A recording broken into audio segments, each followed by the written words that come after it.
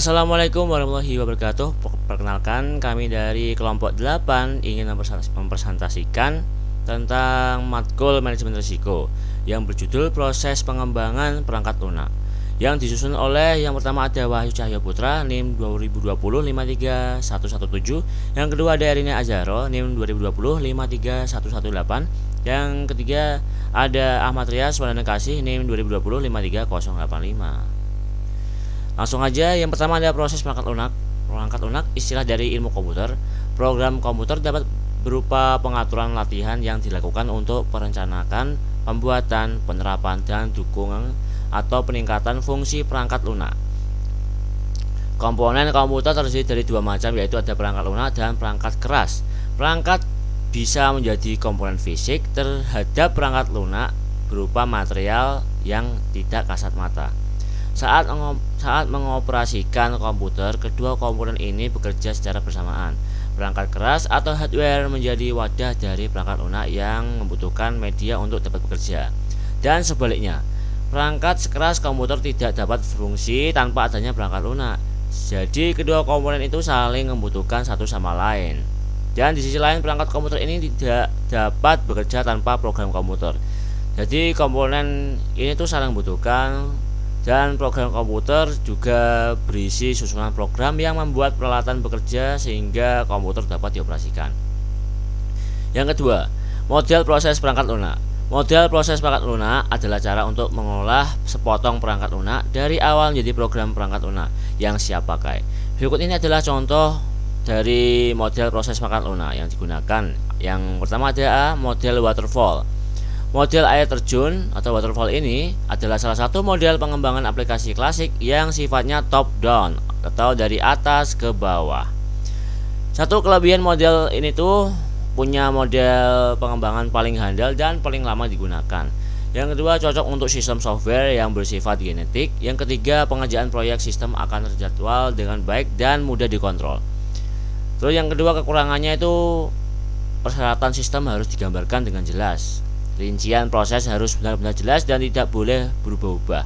Yang ketiga, sulit untuk mengadaptasi jika terjadi perubahan proses signifikasi pada suatu tahapan pengembangan. Assalamualaikum warahmatullahi wabarakatuh. Nama saya Erina Azharo, NIM 2020 53118. Di sini saya akan melanjutkan presentasi dari teman saya Ahmad, yaitu yang B, model prototip. Model prototipe merupakan suatu paradigma baru dalam metode pengembangan perangkat lunak, di mana metode ini tidak hanya sekedar evolusi dalam dunia pengembangan perangkat lunak, tetapi juga merevolusi metode pengembangan perangkat lunak yang lama.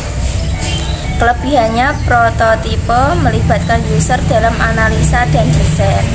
Kedua, punya kemampuan menangkap rekrutmen secara konkret daripada secara abstrak. Kekurangannya yaitu proses analisis dan perancangan terlalu singkat. Yang kedua, mengeseimbangkan alternatif pemecahan masalah.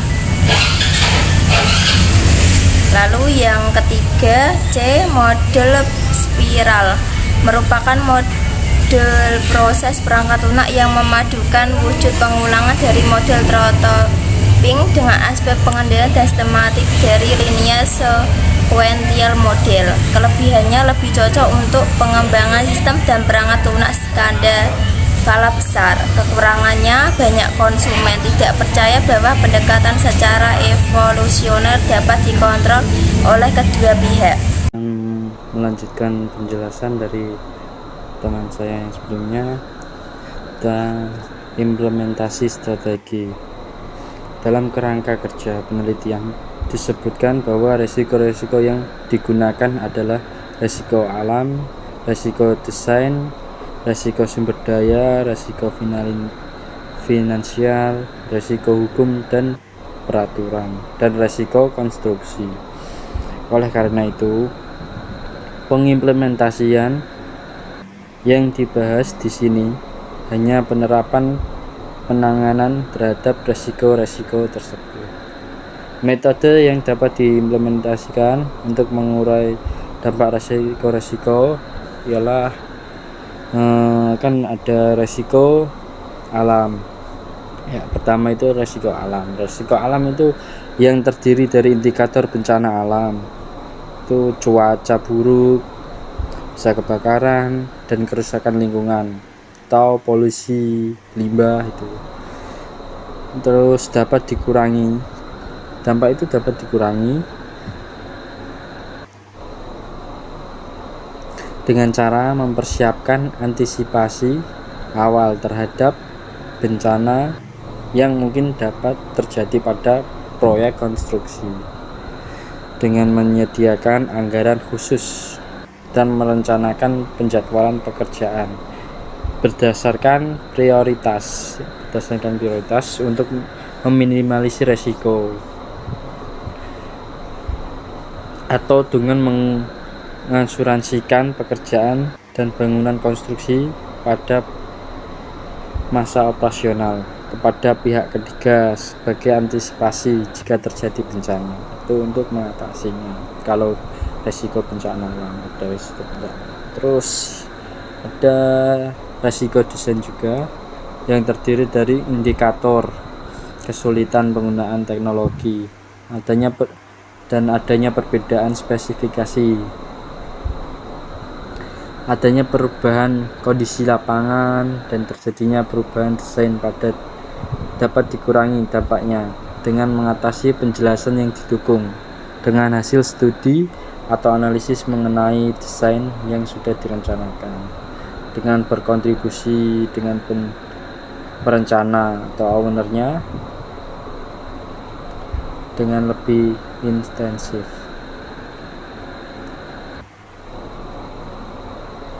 Dan resiko sumber daya itu yang terjadi bisa dari indikator kerusakan atau keterlambatan atau kehilangan material konstruksi.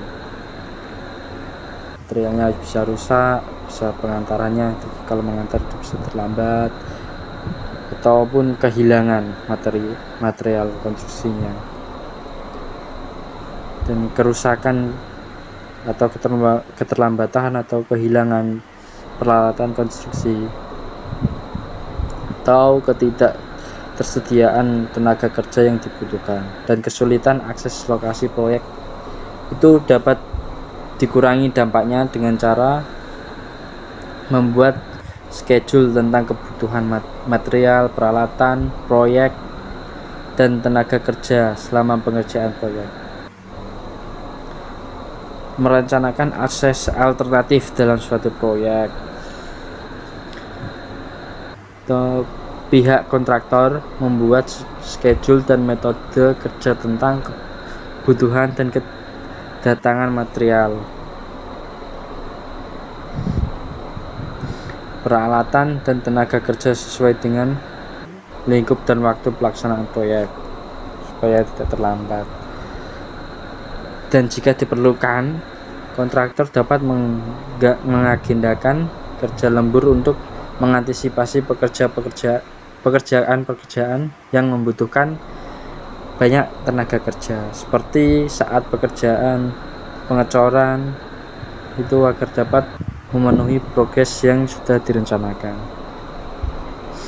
Keamanan area proyek itu juga harus ditingkatkan untuk mencegah terjadinya kehilangan pada material dan peralatan konstruksi, dengan masing-masing pakar pengaman proyek beserta petugas khusus untuk mengawasi pintu keluar masuk proyek. Seperti yang banyak kita lihat di sini, biasanya di samping jalan-jalan besar itu biasanya kalau ada pekerjaan proyek itu dikasih pagar-pagar supaya aman, tidak ada yang mencuri materialnya ataupun alat-alatnya, makanya dikasih pagar dan ada penjaganya juga, seperti itu.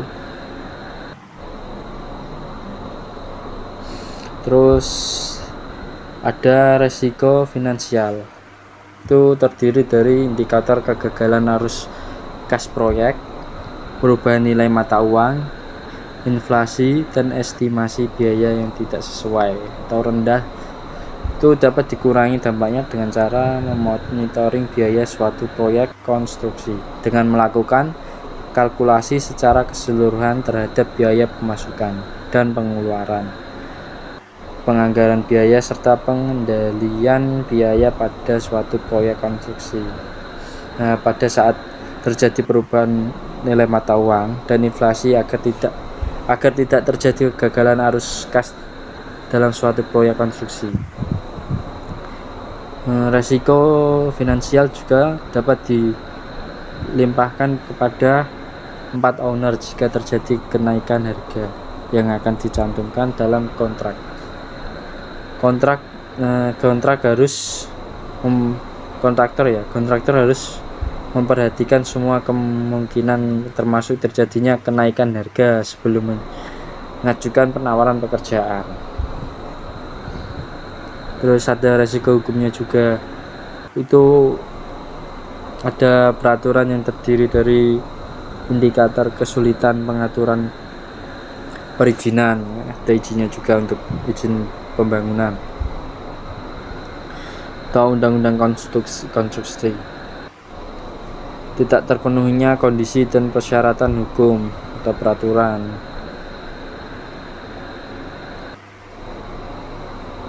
Terus sengketa antar pihak-pihak yang terkait dalam kontrak, kegagalan jenis dan isi kontrak, dan perubahan peraturan hukum perdagangan dapat dikurangi dampaknya dengan cara mengadakan koordinasi yang baik dan menetapkan pihak-pihak yang akan terkait secara langsung dalam pengerjaan proyek.